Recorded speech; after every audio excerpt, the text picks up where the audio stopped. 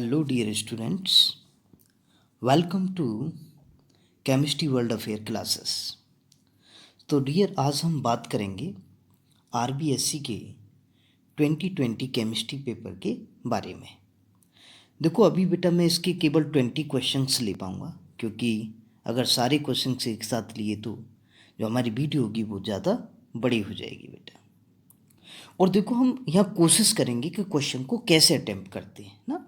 साथ साथ मैं ये भी बताऊंगा तुम्हें कि कितना आंसर लिखेंगे जिससे हमें फुल मार्क्स मिलेंगे। तो देखो, यस बेटा, तुम्हें पता है 56 मार्क्स का क्वेश्चन पेपर होता है। तो देखिए, क्वेश्चन नंबर 1 पर आते हैं बेटा। बहुत ही इजी क्वेश्चन है। क्या पूछ रहा है आपसे? Right the value of packaging efficiency in BCC crystal lattice. बेटा, हम जानते हैं बीसीसी क्रिस्टल लैटिस के लिए जो पैकेजिंग एफिशिएंसी है वो कितनी होती है बेटा? 68%। तो देखो, 1 मार्क्स में क्वेश्चन पूछा गया है तो तुम इसमें पीएचडी नहीं करनी है, 68% करके निकल जाना है, यानी 1 मार्क्स। अब आप इसके बारे में बहुत ज़्यादा लिखोगे तो ऐसा तो नहीं है कि एग्जामिनर आपको 1 से ज़्यादा मार्क्स दे देगा, आप इस पर पीएचडी करने लग जाओ। नो बेटा, इतना ही लिखना है। तो एक बार हम रिवाइज कर लेते हैं कि सिंपल क्यूबिक के लिए कितना होता है बेटा? 52.4%। बीसीसी के लिए हमारे पास कितना होता है? 68%। एफसीसी के लिए कितना होता है? 74%। अब एफसीसी हो गया, एससीपी हो गया और सीसीपी हो गया, इन तीनों का कितना होता है? 74%। एक बात और ध्यान रखना बेटा, यहाँ इस बार उसने पैकेजिंग एफिशिएंसी पूछी है, तो अगली बार हो सकता है वो एम्प्टी स्पेस पूछ ले। तो एम्प्टी स्पेस के लिए आप क्या करोगे? 100 माइनस कर दोगे तो वो क्या निकल आएगा बेटा? एम्प्टी स्पेस निकल आएगा। नेक्स्ट क्वेश्चन चलते हैं, second. Right the definition of osmosis. बहुत ही अच्छा बेटा क्वेश्चन है कि ऑस्मोसिस की डेफिनेशन क्या होती है। देखो, सिंपल वर्ड्स में समझने की कोशिश करेंगे। सपोज दैट बेटा हमारे पास ये सॉल्वेंट है और ये हमारे पास सॉल्यूशन है। एग्जांपल ले रहा हूँ मैं, आप दोनों सॉल्यूशन ले सकते हो, नो डाउट। और इन दोनों को बेटा हमने सेपरेट कर रखा है एसपीएम के द्वारा, यानी सेमी परमेबल मेम्ब्रेन के द्वारा। तो बेटा फिनोमेना क्या है? The movement of solvent particles, यानी the movement of solvent particles from its higher concentration to lower concentration through semi permeable membrane is known as osmosis. यानी बेटा सॉल्वेंट के मॉलिक्यूल्स का अपनी हाई कंसंट्रेशन से लो कंसंट्रेशन की ओर SPM के द्वारा फ्लो क्या कहलाता है? ऑस्मोसिस कहलाता है। Simple. Now next question number 3 है, write the chemical equation for reaction taking place on the anode in nickel cadmium storage cell. बेटा एनोड पे पूछ रहा है केवल, तो तुम्हें पता होना चाहिए निकल कैडमियम सेल में क्या होता है कि जो कैडमियम है बेटा वो एनोड कैडमियम का बना होता है, एनोड। कैथोड बेटा निकल हाइड्रोक्साइड का बना होता है, निकल हाइड्रोक्साइड का कैथोड। और यहाँ हमारे पास KOH बेटा इलेक्ट्रोलाइट की तरह बिहेव करता है। तो देखो रिएक्शन देखेंगे कैसे होगी। KOH कैसे बेटा डिसोसिएट होगा? हमें पता है कि K positive plus OH negative. अब यहाँ से एनोड पे जो रिएक्शन होगी, आपको पता है कि एनोड पे हमेशा ऑक्सीडेशन होता है। तो कैडमियम का बेटा ऑक्सीडेशन होगा बाय द हाइड्रोक्साइड आयन, और क्या बनेगा? CdOH का होल ट्वाइस प्लस 2 इलेक्ट्रॉन्स। तो यहाँ क्या हो रहा है बेटा? ऑक्सीडेशन हो रहा है। अब आपसे एनोड की पूछिए तो एनोड की ये रिएक्शन होगी केवल। फुल रिएक्शन पूछता तो हम फुल लिखते, बट केवल एनोड की रिएक्शन पूछिए तो एनोड की हो गई। अब ये ध्यान रखना बेटा, ये during the discharging of cell, यानी जब सेल डिस्चार्ज हो रही है तब हो रही है ये रिएक्शन, और जब सेल रिचार्ज करेंगे हम उसको तो क्या होगी? ये अपोजिट डायरेक्शन में हो जाएगी। ओके, हमारा क्वेश्चन इतना ही है, हमें इतना ही करना है कि एनोड पे बतानी है, एनोड पे हो गई। Next, right Faraday first law of electrolysis. तो फेराडे का फर्स्ट लॉ क्या कहता है बेटा हमसे? किसी भी इलेक्ट्रोड पर डिपॉजिट होने वाले सबस्टेंस का अमाउंट सॉल्यूशन में फ्लो किए गए करंट के डायरेक्टली प्रोपोर्शनल होता है।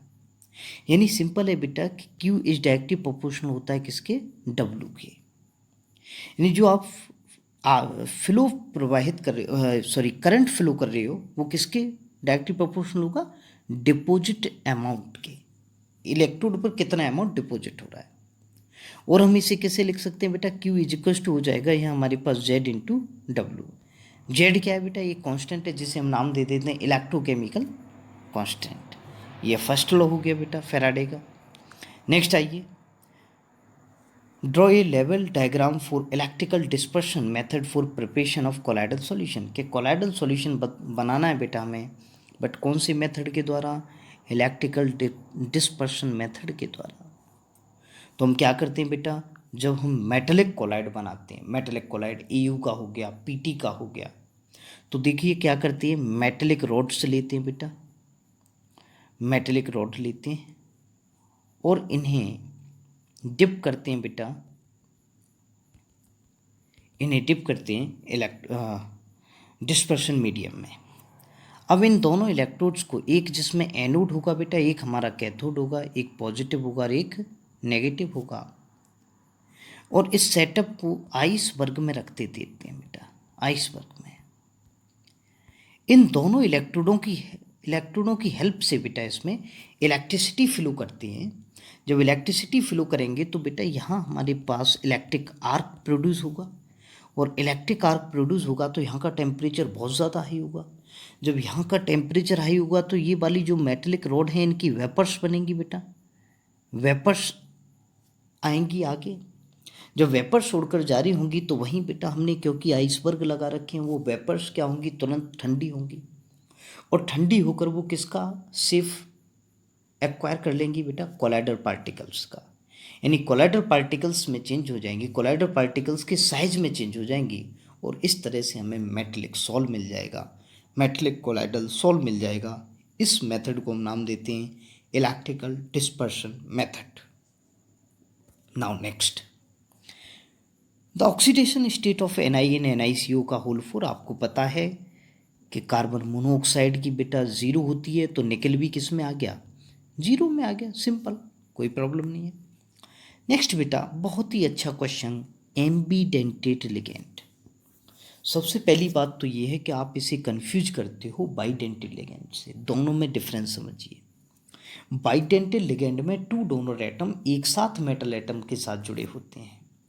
जैसे हमारे पास बाइडेंटेड लिगेंड है बेटा ऑक्सलेट, है ना, तो यहाँ क्या होगा कि ये दोनों डोनर एटम्स या तो सेम मेटल से जुड़ सकते हैं या एनोदर मेटल से जुड़ सकते हैं, लेकिन याद रहे कि दोनों डोनर एटम एक साथ जुड़े होंगे। ठीक है सर। एम्बीडेंटेड लिगेंड्स में क्या होगा बेटा, मोर देन 1 डोनर एटम्स होंगे, लेकिन एक समय में केवल एक ही डोनर एटम मेटल के साथ जुड़ा होगा। वेरी क्लियर बेटा डिफरेंस है। एम्बीडेंटेड लिगेंड में एक से अधिक डोनर एटम होंगे, लेकिन एक समय में मेटल के साथ केवल एक ही डोनर एटम जुड़ा होगा, जैसे CN है बेटा, और एक NC है, तुम्हें पता है ये साइनाइड और ये आइसोसाइनाइड। तो बेटा यहाँ हमारे पास जब कार्बन से भी डोनर एटम हो सकता है और वो नाइट्रोजन से भी डोनर जुड़ सकता है। तो देखो डोनर एटम दोनों हैं, नाइट्रोजन भी है कार्बन भी है, बट एक समय वो एक के साथ ही जुड़ रहा है। तो इसलिए CN जो है हमारा वो कौन सा लिगेंड हो गया बेटा, एम्बीडेंटेड लिगेंड हो गया। बिल्कुल सिमिलर हम किसको ले लें, NO2 को ले लें बेटा। एक बार N को जोड़ दो और एक बार आप O को जोड़ दो, तो यहाँ भी हमारा ये कौन सा लिगेंड है, एम्बीडेंटेड लिगेंड है। क्लियर हो गया होगा बेटा अच्छे से। नाउ नेक्स्ट, वुड्स रिएक्शन, है ना, right the chemical equation of Wurtz reaction. आपको पता है कि 2 मोल्स लो एल्किल हैलाइड के, उनकी रिएक्शन आप सोडियम मेटल के साथ करा दो in the presence of dry ether, तो हमें बेटा एल्केन मिल जाती है, एल्केन। और इस रिएक्शन को हम नाम देते हैं वुड्स रिएक्शन। बिल्कुल इजी रिएक्शन है। नेक्स्ट,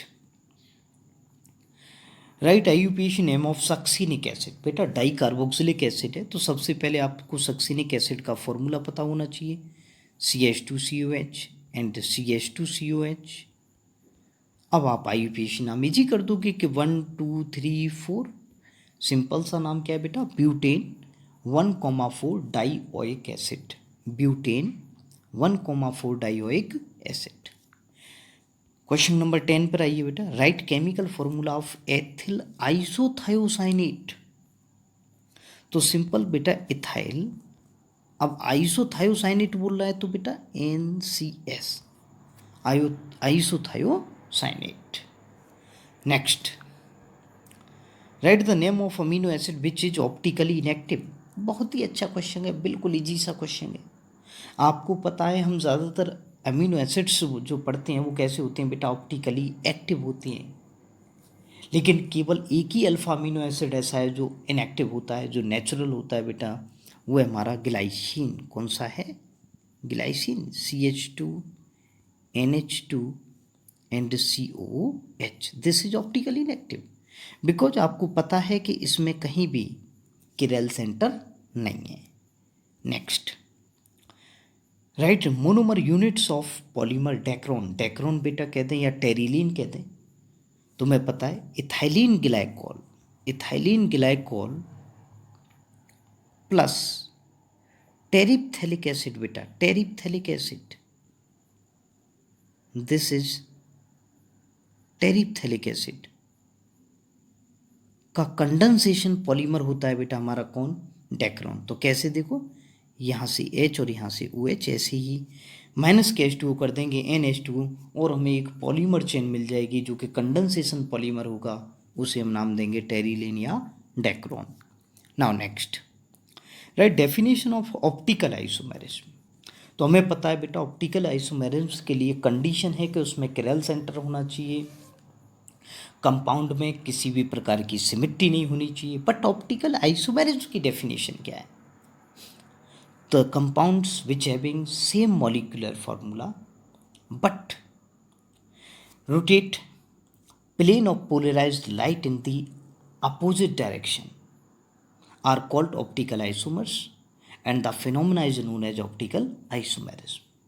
यानी ऐसे कंपाउंड जिनके मॉलिक्यूलर फॉर्मूला सेम है बट वो प्लेन ऑफ पोलराइज्ड लाइट को डिफरेंट डायरेक्शंस में रोटेट करते हैं, तो वो क्या कहलाते हैं बेटा, ऑप्टिकल आइसोमर, और इस फिनोमेना को हम नाम देते हैं optical isomerism. Now next question number 14, right any two difference between crystalline and amorphous solid. बेटा आपको पता है क्रिस्टलाइज सॉलिड बेटा, नेक्स्ट हो गया एमोर्फस।